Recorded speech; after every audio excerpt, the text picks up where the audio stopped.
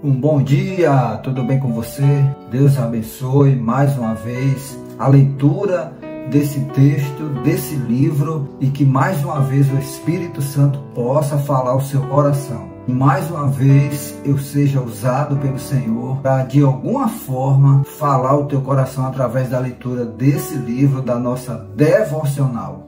Nascido para um propósito, descubra o propósito, o processo e o significado de ser promovido.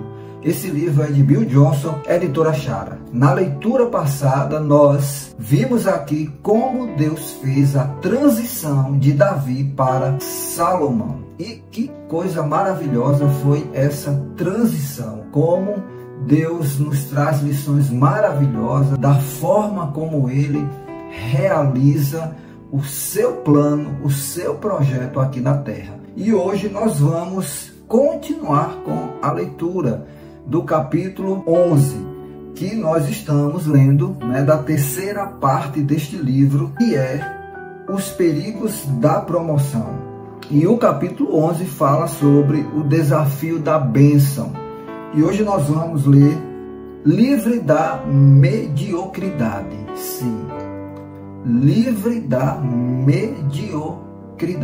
E ele diz o seguinte: medíocre significa média, enquanto cracia significa regra ou governo. O povo de Deus não deve se contentar em viver sob a influência da média. A mediocridade assume a natureza do poder governamental ao estabelecer limites de vida que são contrários ao reino de Deus. A natureza de Deus, revelada no crescimento contínuo, deve ser vista em como pensamos, planejamos, acreditamos, oramos, perseguimos e administramos. Mencionei isso antes e vou repeti-lo aqui. Como povo de Deus, devemos viver com a compreensão de que sempre há mais. Fazemos parte de um reino eterno, cuja maravilha sem limites levará uma eternidade para ser revelada. Isso nunca deve promover ansiedade ou legitimar nossos próprios impulsos como uma expressão do reino. Ser impulsivo não é um bom substituto para a vida de foco que fomos projetados para viver. A Escritura diz que seremos conduzidos em paz. Isso significa que eu não quero ir a nenhum lugar para onde a paz não me leve. Assim como a fé vem da rendição e não do esforço, as grandes experiências de promoção vêm da submissão como um estilo de vida. Até mesmo quando somos chamados a lutar, assim como nos é ensinado nas Escrituras, lutamos pela vitória de Cristo na cruz e na ressurreição, não apenas por ela. Se há algo que Salomão não era, é medíocre. Ele se destacou de maneiras desconhecidas antes. A sabedoria o levou acima do que os humanos mortais geralmente são capazes de experimentar. O divino, a mente de Cristo, tornou-se manifesto em uma pessoa em um nível acima de qualquer coisa ouvida ou vista na época. A natureza desse dom foi tão grande que deveria ser o clamor do coração de todas as pessoas vivas. Sabedoria não é simplesmente ter o dom de trazer soluções para as necessidades humanas, nem é elevar uma pessoa acima dos outros no sentido de superioridade. É o favor de Deus ilustrando o projeto do céu para substituir o caos terreno. A sabedoria também é profética por natureza, visto que enxerga além das limitações naturais de um assunto. Deixe-me ilustrar a sabedoria desta forma. Digamos que você esteja olhando para uma parede típica de uma casa. O que você normalmente vê é gesso coberto com madeira, tinta ou papel de parede. A sabedoria vê além do óbvio na estrutura interna de alguma coisa. Nesse caso, a parte interior da parede construída. Em outras palavras, a sabedoria vê a natureza de um problema como um desafio ou uma oportunidade. Ela é a intermediária entre a influência criativa da natureza de Deus para a condição cavernosa do quebrantamento humano e o potencial dado por Deus. Vamos para o nosso segundo tópico. E ele diz o seguinte aqui: o começo de Salomão. Uma das partes mais impressionantes da história de Salomão é como tudo começou. Ele foi visitado por Deus durante o sono. Imagine Deus vindo até você enquanto está dormindo, dando-lhe um desejo no qual você pode ter o que quiser. Lembro-me de quando era criança, queria ter a chance de ter tudo o que desejava. Essa vontade, sem dúvida, pode ser egoísta, pois desejo que seja feita a minha vontade. Mas também é verdade, como naquele momento de Salomão com Deus, que ele colocou coisas no coração das pessoas que anseiam por expressão. Notavelmente, Deus confiou no pedido de sabedoria de Salomão, embora ele o tenha feito enquanto estava dormindo. O que será que carregamos tão profundamente em nosso interior que Deus pode confiar em nosso raciocínio enquanto dormimos? E por que Salomão foi o único a ter essa escolha? Talvez seja porque ele foi o único treinado desde a infância para fazer uma escolha desse tipo. Provérbios 4, de 3 a 5, revela como Davi preparou seu filho para ser significante.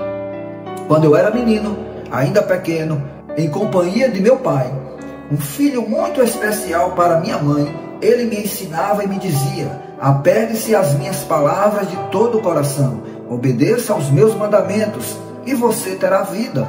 Procure obter sabedoria e entendimento. Não se esqueça das minhas palavras, nem delas se afaste. Mais uma vez, observamos o papel que os outros desempenham em nossos avanços na vida. Eles devem ser lembrados e honrados.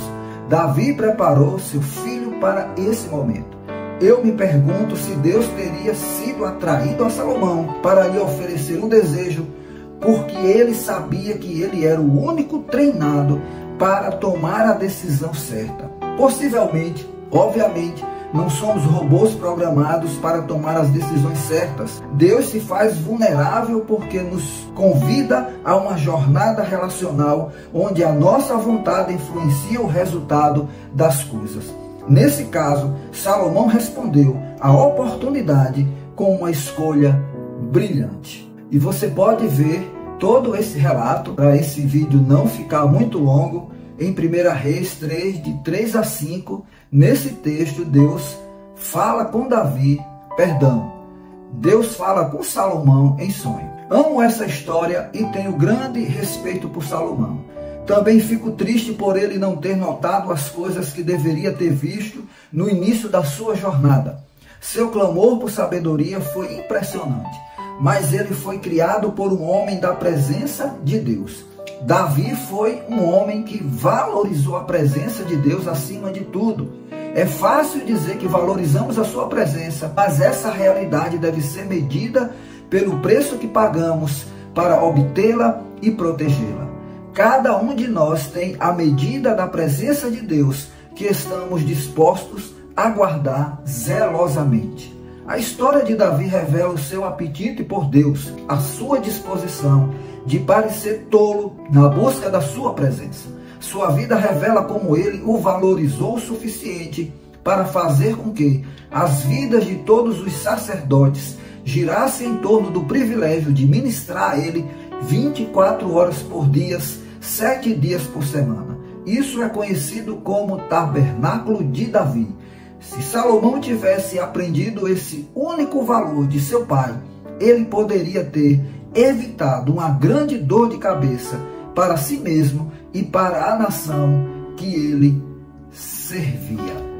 Que texto maravilhoso, que texto extraordinário. E mais uma vez o Senhor nos abençoe e que possamos aprender com Salomão que Deus, ele sempre tem mais a nos oferecer. Que você possa livrar-se da mediocridade, que você possa buscar cada vez mais no Senhor aquilo que Ele tem para a sua vida, que Ele quer revelar a você, para que você possa avançar e cumprir com o seu propósito. me chamou muito a atenção aqui essa questão sobre a mediocridade, que Salomão não era essa pessoa. E é por isso que Deus se revelou a ele em sonho, exatamente perguntando a ele o que ele queria, o que ele desejava, porque eu acredito que Deus sabia que Salomão estava ali acima da média. E o interessante é que tudo isso só aconteceu porque Salomão, como nós lemos aqui, ele foi treinado por Davi. Ele deixa isso muito claro. E é interessante aqui, eu quero fazer uma comparação, uma parábola do semeador. Quando ali o semeador ele encontra um terreno bom para lançar as sementes, para dar frutos. E eu penso que foi exatamente isso que aconteceu. Deus viu em Salomão um terreno pronto para ser lançado as sementes da sabedoria. E é por isso que Deus criou toda essa situação através de um sonho, exatamente para que tudo isso pudesse acontecer. Eu fico aqui a imaginar Deus se revelando a Salomão através de um sonho. E coisa extraordinária, maravilhosa. Esse é o nosso Deus, o Deus que cria essas situações exatamente para se revelar a nós, uma vez que o nosso coração está pronto, preparado, treinado para receber essas revelações. E mais uma vez o Senhor tenha falado ao seu coração, que você possa extrair lições extraordinárias da leitura desse texto. Eu recomendo esse livro de Bill Johnson, Nascido para um Propósito. Descubra o propósito, o processo e o significado de ser promovido. Esse livro é da editora Chara. Então, meu querido, mais uma vez o Senhor te abençoe e até a nossa próxima oportunidade.